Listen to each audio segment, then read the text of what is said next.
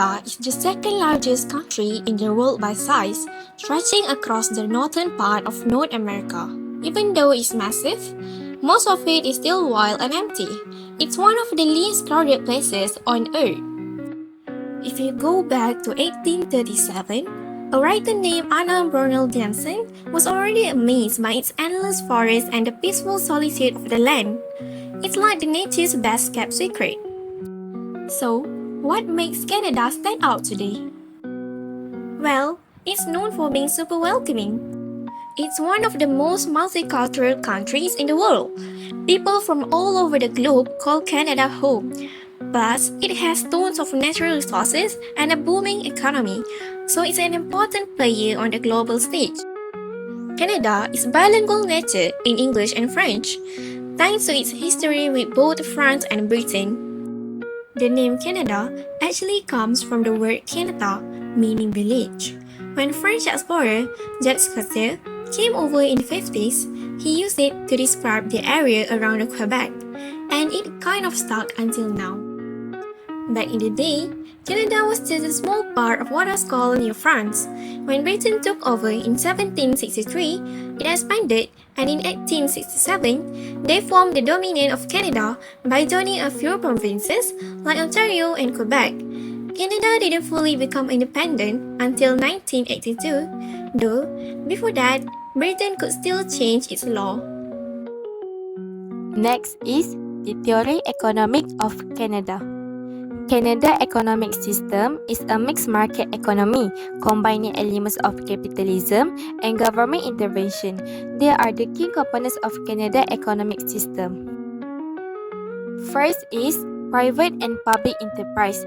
Canada economy operates as a mixed economy, meaning it includes both private and public enterprise. Here's an explanation focusing on private enterprise.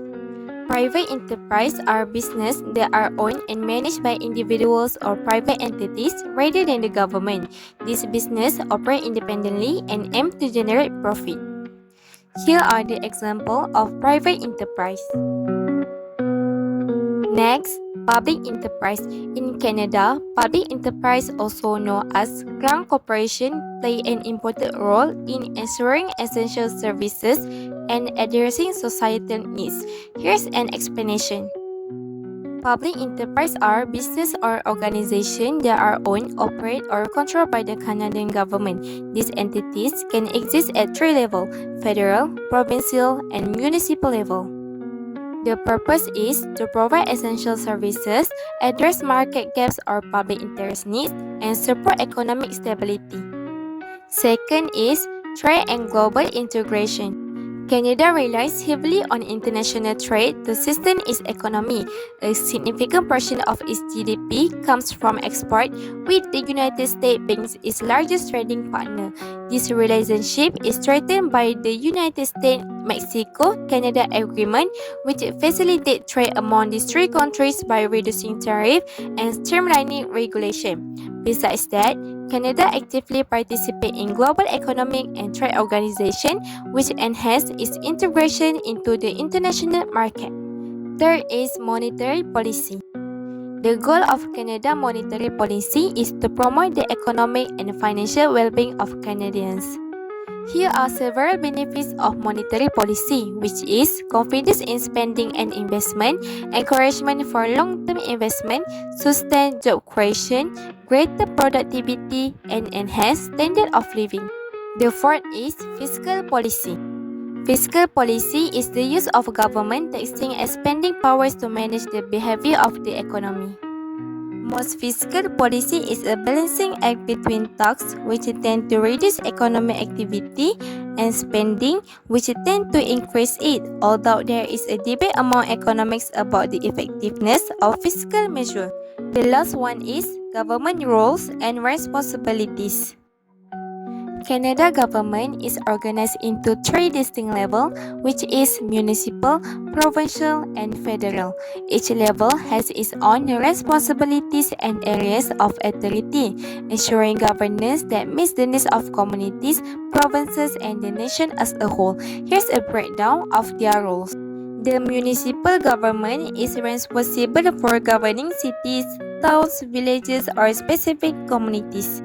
The provincial government has authority within its respective province or territory, making decisions that impact its population without affecting other provinces. The last one is federal government. The federal government oversees issues that affect the entire country, particularly those requiring national coordination or international engagement. Canada's economic system is classified as a mixed economy, which combines elements of both private and public ownership to balance economic efficiency with social welfare. This blend integrates free market principles and socialist features, creating a stable and inclusive system. First, let's look at the free market aspects of the Canada's economy. Private ownership drives much of the country's production and commerce. Industries such as technology, manufacturing, retail, and natural resources operate primarily on supply and demand principles. This competitive environment promotes entrepreneurship, fosters innovation, and drives economic growth. Now, while the free market is significant, Canada's government also plays a key role in economy through crown corporations. These are government-owned businesses that operate in essential sectors to ensure public welfare. For example, Canada Post provides affordable postal services, NAV Canada manages air traffic control, and Via Rail offers national rail transportation. Lastly, the socialist aspect. Canada provides public services that reflect a more socialist approach, such as universal healthcare, subsidized education, and other social programs. These initiatives aim to reduce inequality and ensure the well-being of all citizens.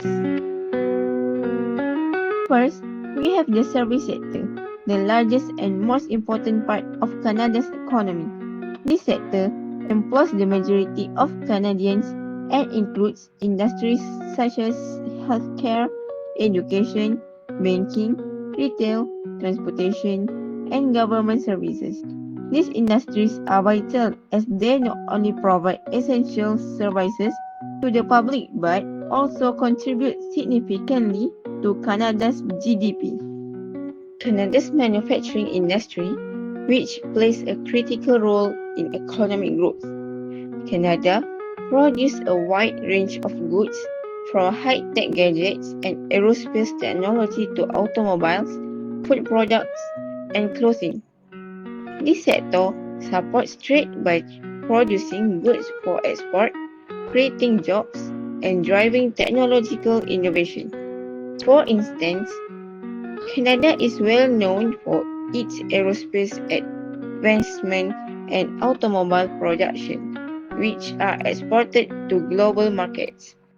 Canada is also rich in natural resources, which are a cornerstone of its economy.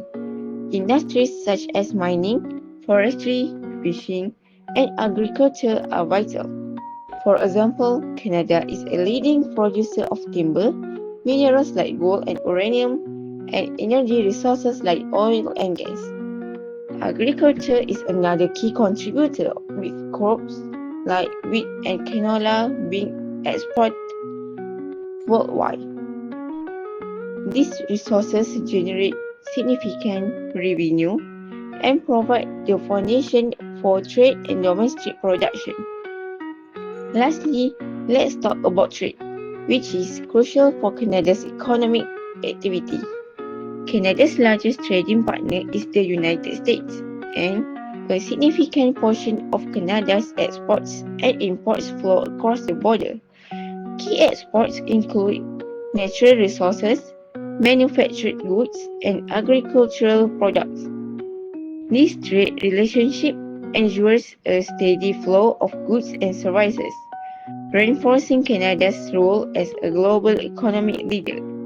Advantages of the economic system in Canada. First, global trade opportunities. In Canada, trade agreements like USMCA and WTO enhance economic integration, while export of natural resources, including oil and gas, solidify Canada's position as a major global supplier. Second, social safety nets. Universal healthcare provides access for all, reducing economic inequality. Employment insurance and pension programs support individuals during economic downturns or job transitions. Third, innovative and competitive market. Canada encourages free enterprise, allowing businesses to operate independently, fostering competition and innovation. Its economic stability and strong infrastructure attract significant foreign investment, driving growth. Fourth, economic stability and growth. Canada's diverse industry, including natural resource, technology, and finance, reduce vulnerability to sector-specific shocks. Low inflation and sound fiscal policies ensure a stable currency for domestic and international trade.